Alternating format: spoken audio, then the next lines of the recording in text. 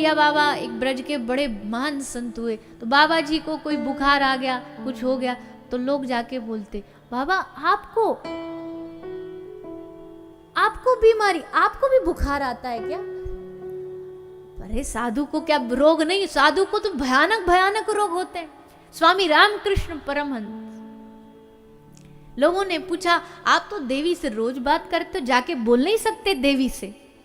इतना तुम्हारा सारा जीवन दे दिया तुम्हारे लिए, एक क्या ये रोग, ये भयानक रोग क्या दे दिया, बोल दो देवी को।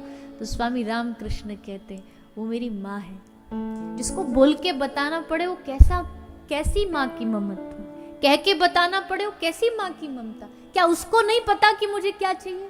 क्या उसको नहीं पता कि मुझे किस हाल में रहना पसंद है? अगर मैं उसको कह के बताऊं तो धिक्कार है मेरी इस भक्ति पर। तो वैसे ही उड़िया बाबा को कोई रोग हुआ तो लोगों ने कहा, बाबा जी आप डॉक्टर दवाई ले रहे हो, अरे आप तो भगवान को बोल दो। तो भगवान, उड़िया बाबा कहते, भैया कुत्ता भगाने के लिए कभी शेर छोड़ा जाता है? कैसी पागलपन की बात करते हो? जो 10 रुपया की दवाई से रोग ठीक हो जाए उसके लिए मैं अपने प्रभु को परेशान करूं? मेरी भक्ति इतनी भी कमजोर नहीं है, मैं इसके लिए अपने प्रभु को, अपने परमात्मा को नहीं परेशान करूं। ये होता प्रेम। तो कोई कहे भैया इसके लिए तो हम बड़े भक्ति इसलिए करते हैं कि हमारे काम बन जाए। बोले ना ना ना, भक्ति तो इसलिए अपने आनंद के लिए होती है। आप जब खुद बैठ के कभी भगवान के लिए रो के देखो, कभी आंख बंद करके उनको पुकार के देखो, इतना आनंद दुनिया की किसी भी चीज में नहीं आएगा जितना उनको पुकारने में आएगा। ठाकुर जी बैठे हैं, किसका ध्यान कर रहे हो आप? बोले मैं अपने किशोरी जी के चरणों का ध्यान कर रहा हूं, चरणों की उपासना। भगवान के स्वभाव को जानो। कितने भक्त हुए भगवान के, किसी के लिए पानी भर रहे हैं, किसी के लिए घर बना रहे हैं। कोला जी भक्त हुए, उनके लिए बैल बन गए।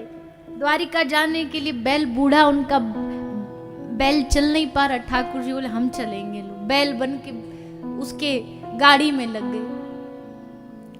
कौन मिलेगा ऐसा? कौन ऐसा कृपालु भगवान होगा? स्वभाव को जानो। स्वभाव को जान के हृदय में उमंग आएगी, भगवान के प्रति प्रेम जागेगा। और इस संसार में धन्य वही है जिसके हृदय में भगवान का प्रेम हो।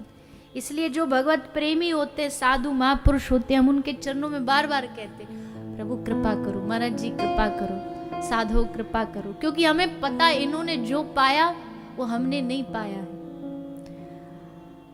हमारे पाने में अभी जो चीज हमें लग रही पाने में, वो सब इनके पाने के सामने तुच्छ है। इनकी प्राप्ति हमसे कहीं कहीं ज्यादा ऊंची है। इसलिए हम उनसे मांगते हैं कि हम पर कृपा करो। हमारे भीतर भी वही बात है, चरण छुए साधु के और साधु कृपा करके भगवान से कह। लोग कहते ना महाराज जी अपने भगवान से बोल देना ना, आपकी भगवान जल्दी सुनते। बहुत बोलते लोग, हाँ ये बात सच है, साधु की प्रभु जल्दी सुनते हैं। पर साधु ये नहीं कहता। साधु ने जब अपने लिए कभी कुछ नहीं मांगा तो तुम्हारे लिए क्यों मांगेगा? साधु मर जाएगा पर भगवान से कभी नहीं कहेगा प्रभु मेरा ये काम कर दो। चाहे उसके गर्दन पर तलवार भी रखी होगी ना तो भी कहेगा प्रभु तेरी मर्जी। द्रौपदी कह रही साड़ी खिंच रही है और द्रौपदी कह रही मुरारी मेरो क्या बिगड़ेगो, जाएगी लाज तिहारी। मेरा बिगड़ने वाला कुछ नहीं है, तुम्हारी इज्जत जाएगी। तो अगर ना भी करोगे तो भी तुम्हारी मर्जी, हम नहीं तुमसे कोई शिकायत करेंगे।